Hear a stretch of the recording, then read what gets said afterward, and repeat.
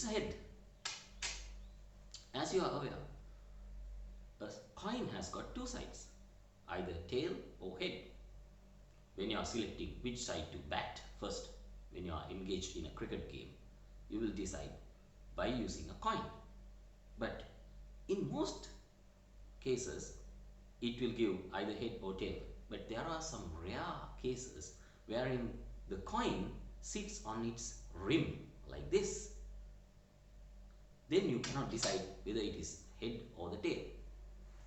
There are certain terms and conditions within a standard form of contract where you cannot decide whether it is an implied term or an express term. Very similar to a coin wherein it sits on the rim. You are on the fence. Welcome to Mindful Contract Administrator.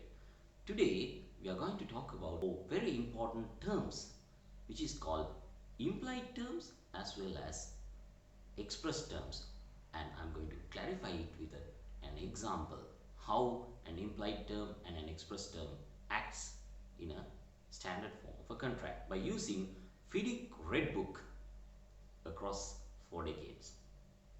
Now, as you are aware, if you are assigning someone to do some task, it has to be done within a reasonable time and it has to be fit for purpose.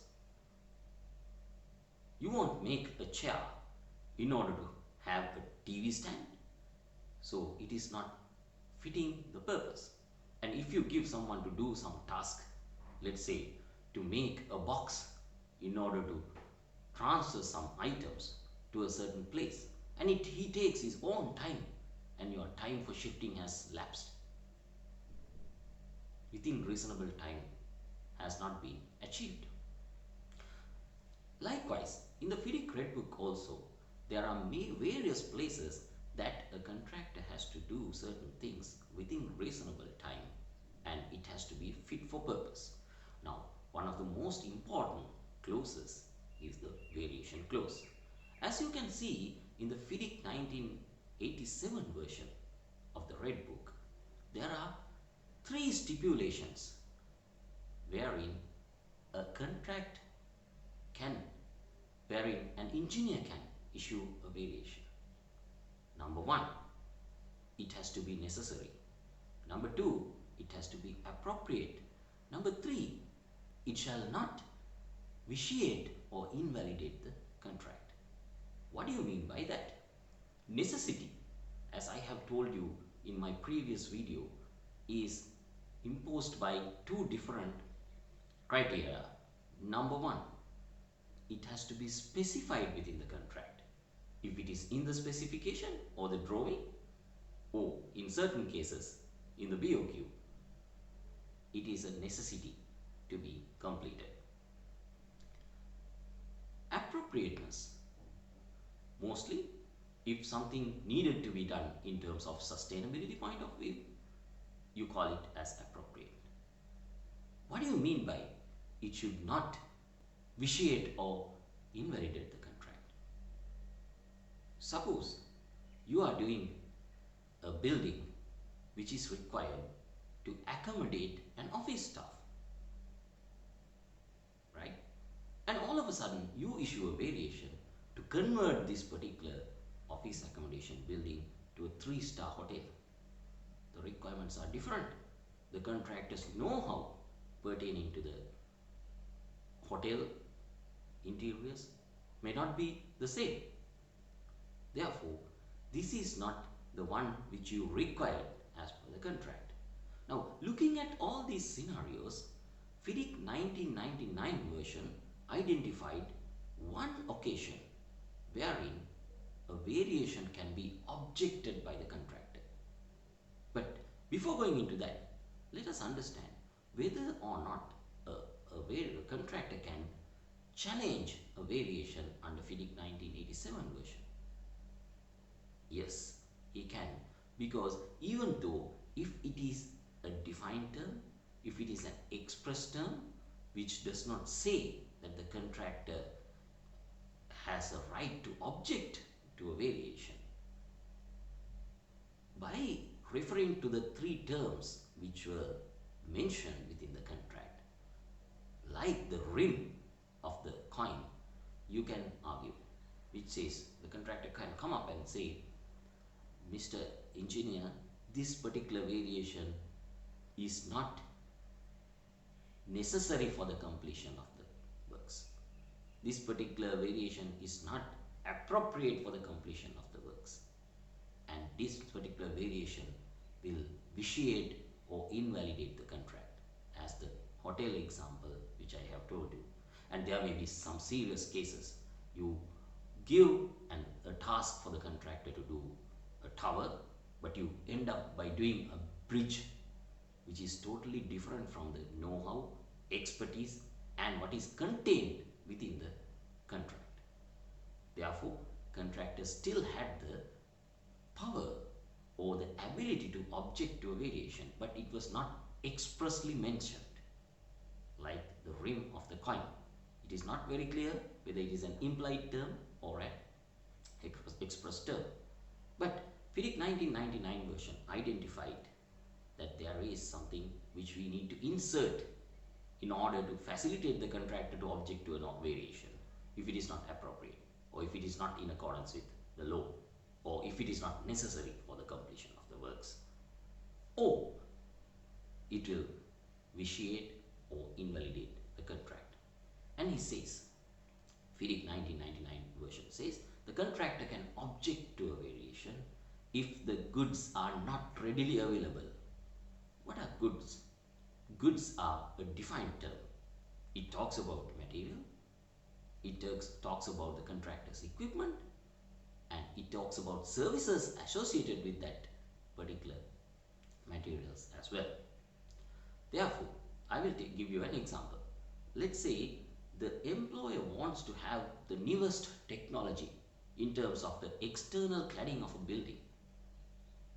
So he imposes that all the plaster and painting of the external envelope of the building has to be supplanted with an exterior insulation finishing system.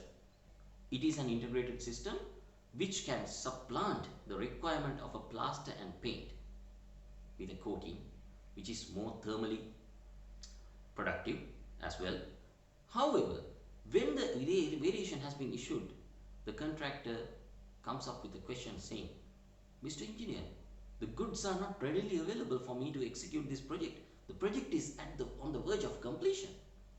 Then he can object, because an exterior insulation finishing system has got different layers, and he has to use approved applicator in order to achieve this particular variation. So he has the grounds to object to a variation. Now, FIDIC 2017 version identified more grounds for the contractor to object to a variation. Number one, unforeseeability. As you are aware, the word unforeseeable is a defined term in FIDIC 2017 version, which says an experienced contractor could not have foreseen this particular matter. Therefore, if a situation is unforeseeable, right, in terms of the scope and nature of the specification, the contractor can object to a particular variation.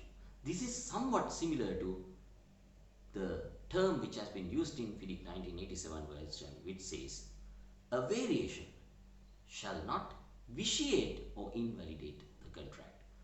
If you are talking about constructing a tower and you issue a variation to change the tower into a bridge with a different specification, different sets of drawing, the scope and the nature of the works pertaining to the initial contract has been changed. Therefore, the contractor can object to that particular variation. Number two, the goods are not readily available. As I have told you, FIDIC 1999 version also has included this particular provision, wherein if the contractor says that it is affecting the criticality of the program and the goods are not readily available. What do you mean by readily available? When you go to a shop, it has to be off the shelf, that you will be able to easily purchase that one. But there are certain things that you cannot buy. It may not be contained within the country. It may be taking more time for the fabrication. Therefore, the goods are not readily available. And there are Now I have told you about two things: unforeseeability of the scope and nature of the works, the goods not readily available. Number three, health, safety, and environment. If the contractor has a very sound knowledge about the laws and regulations of the country, and if that particular variation which has been issued by the engineer is not in accordance with the laws of the country in terms of health, safety, and environment, the contractor can object. Now I believe you understood where are the instances the contractor can object to a variation under different grounds. Number one, unforeseeability. Number two, goods not readily available. Number three, it is detrimental to the health, safety, and environment of the country in accordance with the laws and regulations. Therefore, the inclusion of the FIDIC terminology, the inclusion of the contractor's ability to object to a variation has become an express term now, wherein the coin did not sit on the rim and it showed whether it is a head or a tail, which is clear, black and white situation. Thank you very much. I hope you enjoyed this video and looking forward to see you with another video. Thank you.